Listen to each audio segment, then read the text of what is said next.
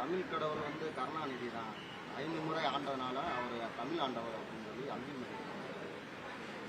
இதை கேட்டுட்டு ஒருத்தருக்கும் கோபம் இல்லைல்ல. அப்போ ஒரு இன உணர்வு மான உணர்வு கெட்டு போன ஒரு ஈன கூட்டமாக நம்ம மாறிட்டதுனால எதையும் பேச முடியுது. ஏன் இங்கே கட்டின நூலகத்துக்கு 200 கோடி 150 கோடியில் கட்டின நூலகத்துக்கு எங்கள் தாத்தா இப்போ வள்ளல் பாண்டித்துரை தேவர் பேரை வைக்க முடியாது, எங்கள் பாட்டனார் பேரை வைக்க முடியாத? அவன் 4ஆம் தமிழ்ச்சங்கம் வச்சான். இன்னொரு பாட்டன் கப்பல் ஓட்டும் போது 1 லட்சம் ரூபாய் அன்னைக்கு நன்கொடையாக கொடுத்தான். வள்ளல் பாண்டித்துரை தேவர் தானே, அவர் பேரை வைக்கக்கூடாதா? ஜல்லிக்கட்டுக்கும் ஐயா கருணாநிதிக்கு என்ன சம்பந்தம் இருக்கு? ஏன் எங்கள் தாத்தா மூக்கையத்தவர் பேரை வைக்கக்கூடாதா? ஏன் எங்க அடையாளம் வந்துருமில்ல? சரி, இந்த விண்ணூர்தி நிலையத்துக்கு பேர் வைக்கணும். முத்துராமலிங்க தேவர் மூக்கையத்தவர் வச்சா தானே பிரச்சனை உனக்கு? பாண்டியன் நெடுஞ்செலியன் வையவனா கேள்வி கேட்டா பார்ப்போம். உனக்கு என்ன பிரச்சனைன்னு சொல்லு. இதெல்லாம் கேட்டுக்கிட்டு ஒரு தமிழன் பேசுறத பாருங்க. ஒரு தமிழர்கள் கருணாநிதி தான் தமிழ் கடவுள்னு சொல்றதை கேட்டுக்கிட்டு இந்த சனம் எல்லாம் தன்னலவாதிகள் பெருகி போய் நத்தி பிழைக்கிற கூட்டம், அற்ப பதவிக்கு அலைகிற கூட்டம் பெருகுனதுனால இந்த இனம் அவமானப்பட்டு நிக்குது. இந்த இனம் தான் உலகத்துல தன்மானத்துக்கு இயக்கம் கண்டுச்சு, சுயமரியாதைக்கு இயக்கம் கண்டுச்சு. அவமரியாதை சின்னமா இன்னைக்கு அவமானத்தின் அடையாளமா உலகத்துல அலைகிற இனமும் இதுவா தான் இருக்குது. மானமும் வீரமும் அறமும் உயிரென்று வாழ்ந்த ஒரு இனத்தின் கூட்டம் இன்னைக்கு மானத்துக்காக உயிரை விட்ட ஒரு இனத்தின் கூட்டம். வெள்ளக்காரன் துப்பாக்கி வச்சிருக்கான், பீரங்கி வச்சிருக்கான், 1 கிலோமீட்டருக்கு அங்கிருந்து சுடுவான், 3 கிலோமீட்டருக்கு அங்கிருந்து குண்டை வச்சு போடுவான்னு தெரியுமில்ல. எங்க பாட்டங்களுக்கு தெரியாதா? சின்னமலைக்கு தெரியாதா? புலித்தேவனுக்கு தெரியாதா? எங்க பாட்டி வேலுநாச்சியார், மருதிபாண்டி, அழகுமுத்துக்கோனுக்கு, சுந்தரலிங்கத்துக்கு, வெள்ளையத்தவனுக்குலாம் தெரியாதா? இல்ல பண்டாரவண்ணியனுக்குலாம் தெரியாதா? கட்டப்பொம்மனுக்கு தெரியும். ஏன் போனா? மான தமிழனுக்கு மரணத்தை விட மானம் பெரிதுன்னு போனா சாபம்னு தெரிஞ்சும் போய் சத்தான். சரணடைஞ்சு நம்ம வாழ்றதை விட சண்டையிட்டு சாவது மேலானதுனான்னு போனான். அடிமை வாழ்வினும் உரிமை சாவு மேலானதுன்னு போனான். அந்த இனத்துல பிறந்த கூட்டம் இன்னைக்கு அற்ப 1 சீட்டு 2 சீட்டு ஒரு வாரிய பதவி இதுக்கு போய் முட்டிக்கால் போட்டு நின்னுக்கிட்டு கேவலப்பட்டுக்கிட்டு, அதை விட கொடுமை அவனுக்கு வக்காலத்து வாங்கி பேசுறது. ஒருத்தன் செய்யற எல்லா தவறையும் சகித்துக்கிட்டு மாவீரன் சுபாஷ் சந்திர போஸ் சொல்றாரு, ஒரு அரசியல் கட்சி, ஒரு தலைமை, ஒரு இயக்கம் அதுல சேர்ந்துட்டதுனாலே, அதுல இருக்கிறதுனாலே அது செய்யற எல்லா தலைவரையும் சகித்து கொண்டு வாழ்வதான் தான் தேசப்பற்றுனா, அந்த தேசப்பற்று என் கால் செருப்புக்கு சமம்ங்கிறான். எல்லா அநீதியும் சகித்து கொண்டு இருக்கிறதுக்கு பேரு தான் இது ஜனநாயகம்னா அது எப்படி? இது எது வேணாலும் பேசலாம். செம்மொழின்னு ஐயா கருணாநிதி அவர்கள் பிறந்த நாளை நீங்க கொண்டாடணுங்கிறீங்க. செம்மொழிக்கு அவருக்கு என்ன சம்பந்தம் இருக்கு? எங்க மொழி இருக்கு? செம்மொழின்னு சொல்லிட்டு தமிழ் செம்மொழியா இருந்ததா சொன்னதுனால ஆனதா? அவர் தான் வாங்கி கொடுத்தாரு. எங்க அடமானம் இருந்துச்சா? என் மொழி பிறந்து சிறந்த மொழிகள் உலகத்தில் உண்டு. பிறந்த மொழி உலகத்தில் என் மொழி மட்டும்தான். எல்லா மொழியும் மனிதனால் பேசப்பட்டது, உருவாக்கப்பட்டது.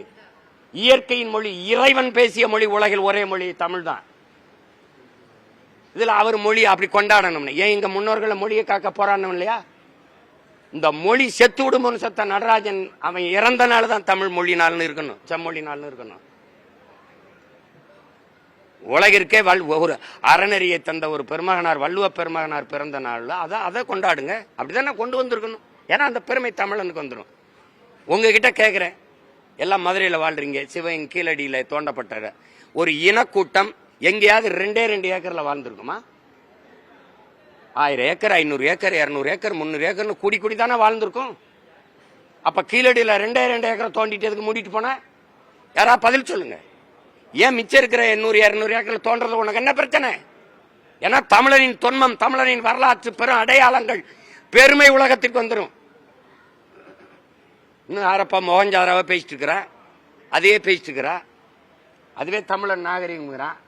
ஆனா அதை விட்டு கொடுக்க உனக்கு முடியல. அங்கே என்னுடைய ஜல்லிக்கட்டு காலையில் அந்த காசு இருக்குது, எல்லாம் இருக்குது, அதை காட்டுக்க முடியல.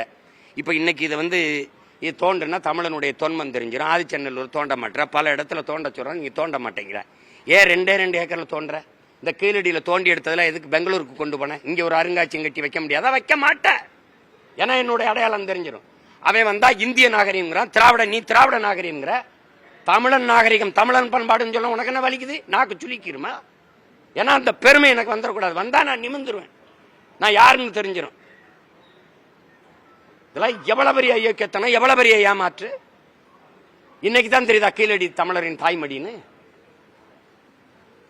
எப்படி எந்த பெருமையும் தமிழனுக்கு இருந்துடக்கூடாது, எதுவும் இருந்துடக்கூடாது. இவன் பேச மாட்டான். சிங்காரவேலரையோ ஜீவானந்தத்தையோ மறைமலை அடிகரையோ யாரையும் பேச மாட்டான். இவன் தெய்வ திரும்ப முத்துராமலிங்க தேவரையோ ஒரு திரு தாத்தா காமராஜரையோ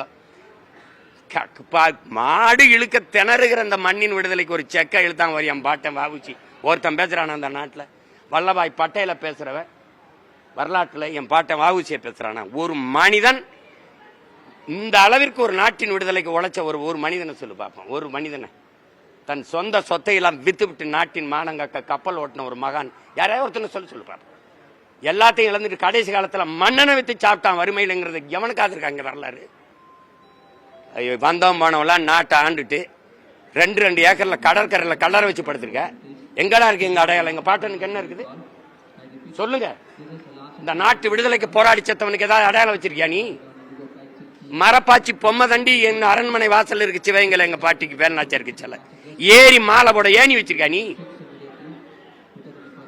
கொலை வரி வந்துடும். செய்திகளை உடனுக்குடன் தெரிந்து கொள்ள உடனே சப்ஸ்கிரைப் பண்ணுங்க.